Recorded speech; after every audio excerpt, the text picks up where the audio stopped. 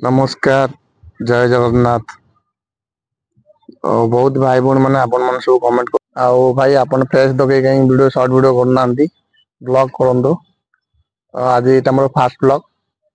मु बर्तमान अच्छी मंदिर पाखे श्री सेतु देखा आपन को श्री सेतु एबे मु अच्छी श्री सेतु देखो जगन्नाथ मंदिर पूरा क्लियर देखा जूम कर आपन देखो बहुत बाट अच्छी देखिले जगन्नाथ मंदिर एटा आईटा ला श्री सेतु जो नुआ तैयार होइछ हमरो बहुत सुंदर देखा जाउची। बर्तमान मझे ठिया एटा ला पार्किंग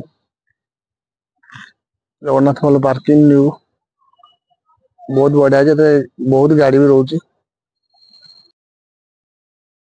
आपण मान मूल्यवान समय दे वीडियो देखिए आपण बहुत बहुत धन्यवाद। तो आशा करी जगन्नाथ आपण मान परिवार को भले रखु। जय जगन्नाथ।